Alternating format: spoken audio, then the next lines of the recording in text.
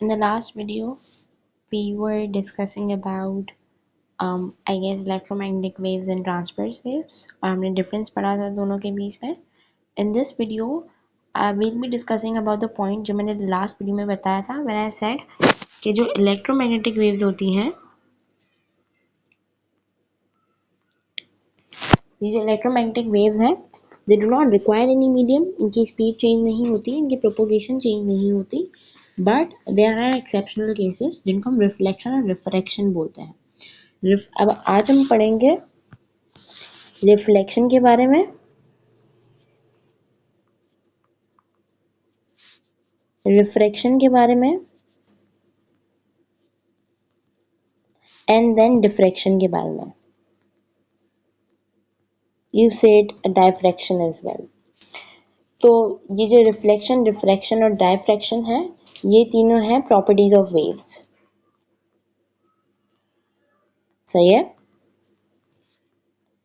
Waves की properties हैं ये. अब हम पहले बात करते हैं रिफ्लेक्शन की. अब before knowing anything you should know that whenever you changing the medium, जब भी आप किसी मीडियम को चेंज कर रहे हो, I told what is a medium. Medium is matter or whatever thing occupies a space and has some mass is known as medium, matter. सही है. The change in medium is equals to the change in density. जब medium change होता है ना, तो density भी change होती है. If you don't know what's density, then density is the degree of compactness of any object. सही है. जैसे for example आपके पास एक rare medium है एंड आपके पास एक डेंसर मीडियम है. तो रेयर मीडियम में लेस डेंसिटी होती है. जैसे अगर हम एग्जांपल की बात करें तो air is example of rare medium, लेकिन डेंसर मीडियम में हाई डेंसिटी की बात होती है, जैसे कि वाटर है. सही है. तो बेसिकली रिफ्लेक्शन क्या है? Reflection is a bouncing back of a wave when it tries to pass the surface that it can not pass. कोई भी वेव जब किसी ऐसे सरफेस की से गुजरने की कोशिश करती है जहां से वो गुजर नहीं सकती, so it bounces back to its original position and that is known as reflection. और भी हम इसको समझ लेते हैं. जब भी रिफ्लेक्शन की बात की जाएगी ना, तो एक लेयर होती है which is known as transit layer.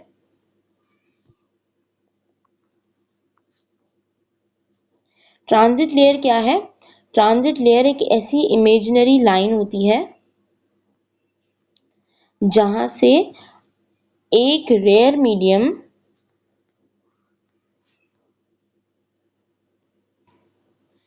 जाता है, चेंज होता है एक डेंसर मीडियम में. जैसे if you speak like those are known as sound waves, right. तो आपकी जो साउंड वेव्स हैं वो आप हवा में, you speak standing in the air. सही है. तो आपकी साउंड वेव्स जनरेट होती हैं. अभी अगर the same time you calling someone who is in the water, तो आप अपनी अपनी आपकी जो वॉइस है वो आपकी साउंड वेव्स जो है they will go from rare medium, they will go from the medium of air to a denser medium to the water, right. तो वहां पे एक imaginary line होगी. This is probably the imaginary line. सही है. आपने बोला in the air your sound waves were generated.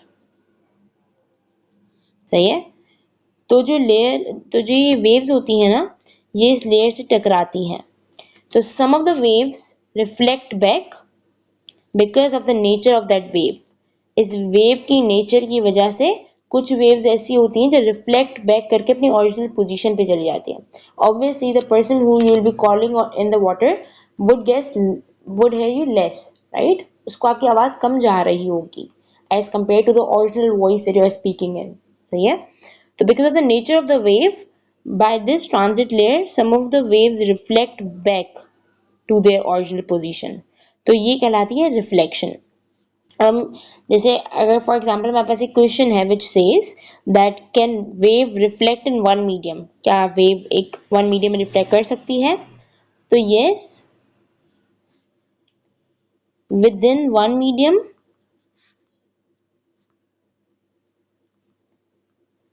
but at the boundary of another medium। जैसे मैंने अभी आपको एग्जांपल दिया है और उस एग्जांपल में मैंने आपको क्लियरली बताया है कि जो ट्रांजिट लेयर होती है ना उससे टकरा कर वेव जाती है। सही है, तो विद इन वन मीडियम हो रही होती है, लेकिन जब वो बाउंड्री से टकराएगी, जब वो इस ट्रांजिट लेयर से टकराएगी तो दूसरे मीडियम की बाउंड्री पे गई है, राइट। तो विद इन वन मीडियम एक वेव रिफ्लेक्ट कर सकती है, लेकिन वो at the same time another medium की बाउंड्री पे होती है। सही है, this was all about reflection. अब हम बात कर लेते हैं रिफ्रैक्शन की। रिफ्रैक्शन जो है, this is the bending of a wave.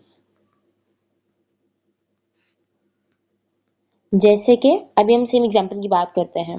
For example, आपकी ये जो वेव्स हैं दे गो इन दिस वे, एंड यहाँ पे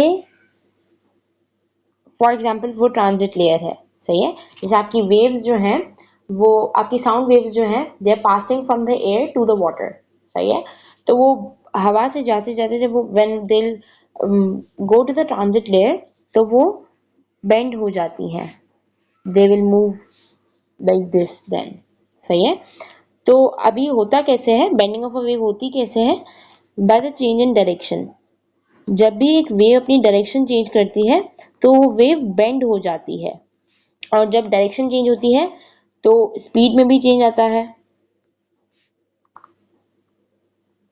सही है, उस वेव की स्पीड भी चेंज होगी। तो इस क्योंकि एक जो बैरियर है बीच में, जो ट्रांजिट लेयर है जिसकी वजह से वेव बेंड हो रही है, उसकी वजह से स्पीड भी तो चेंज होगी। सही है, जैसे अगर आप फॉर एग्जांपल आप लो डेंसिटी से हाई डेंसिटी में जा रहे हो, you are going from the air to the water, your waves, your sound waves. तो जो लो डेंसिटी से हाई डेंसिटी में आप जा रहे हो तो यहाँ पे स्पीड इंक्रीज होगी,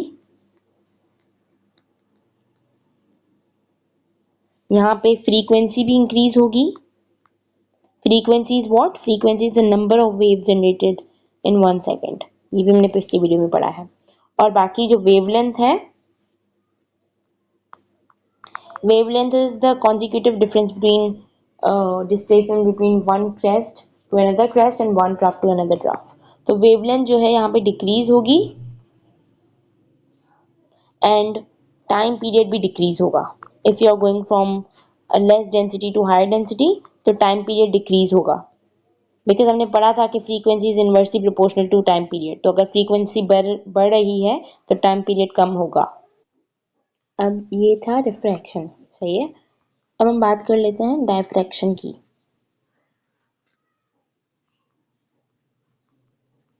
अब बेसिकली डायफ्रैक्शन है that is the spreading of a wave. You are speaking in a room, your sound waves are being generated और वो पूरे रूम में स्प्रेड करेंगी, राइट। तो that is known as diffraction simply. मतलब they can be sound wave, it can be light wave, it can be any wave, लेकिन वो जो स्प्रेडिंग हो रही होगी वेव की, that should be done through an obstacle. Now, what is near the edge of the obstacle? What is obstacle? Obstacle is any point जहां से wave spread होगी। सही है, any point by which the wave starts getting spreaded.